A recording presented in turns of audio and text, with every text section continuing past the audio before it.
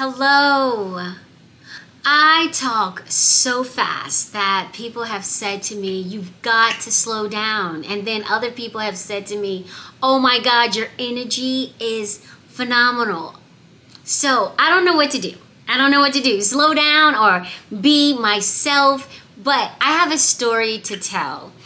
A lot of people do not know the difference between sympathy and empathy. Okay, so I always tell people I am a very empathetic person. I feel what you feel when you're telling me a story. I put myself in your shoes and I understand where you're coming from. I am not sympathetic. I can be sympathetic, but when you have sympathy for somebody, you feel sorry for that person. I am so sorry that you're going through what you're going through. I understand that you have no food in your house. Right now, we're going through a big formula. Formula is disappearing. I don't know where it's going, but parents do not have formula. It's like out of the stores. So I understand what they were going through because, without being able to feed their babies, it is not cool at all. So a child needs that strong parent to be empathetic. They need to have that empathy. The only way you can have empathy when you're talking to your child is to put yourself in their shoes and feel what they're going through. If a child is sitting there and they just came home and they were being bullied, then you need to take yourself and feel what your child is feeling. This child has feelings. This child we always talk about has big emotion. And if you cannot put yourself in your child's shoes, then you are not being empathetic to their needs. Let's sit here for a minute and think about your past. Let's think about when your mother was making you do something that you didn't feel it was right. You didn't feel down deep in your heart that you wanted to go to, say, Aunt Sally's house. And your mom's like, get in the car, you're going to Aunt Sally's house. But Mom, I don't feel like going to Aunt Sally's house. Now, you had a specific reason why, but your mother never asked you why.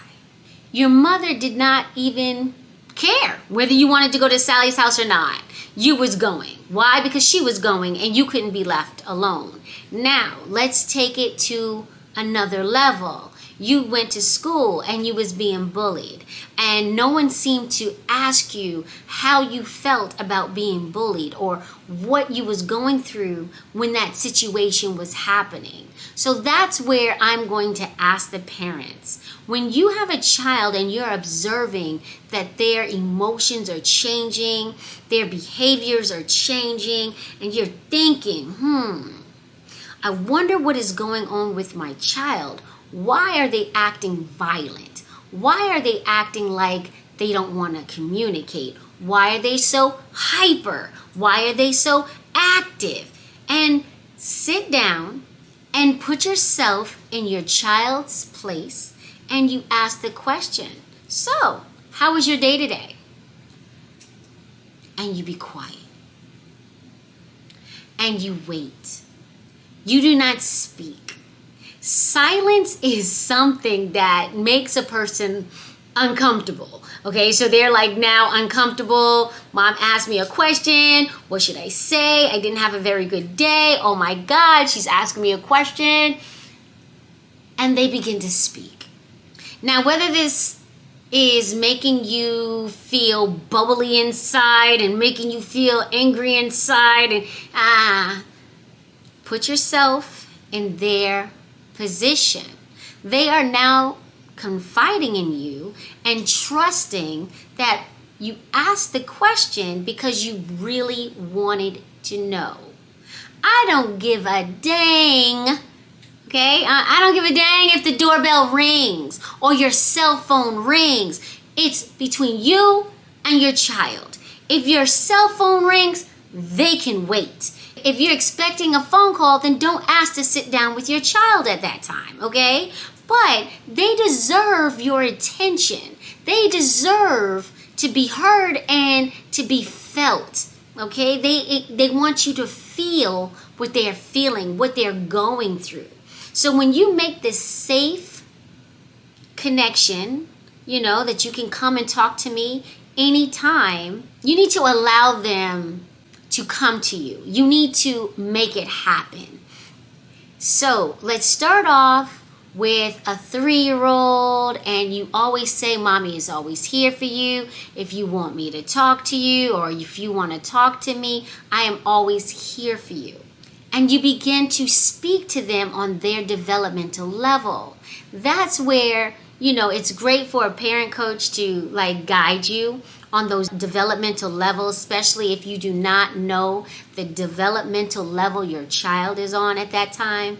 But if you make that connection with a teenager, please keep it, because you need to speak 20% of the time and let them speak 80% of the time.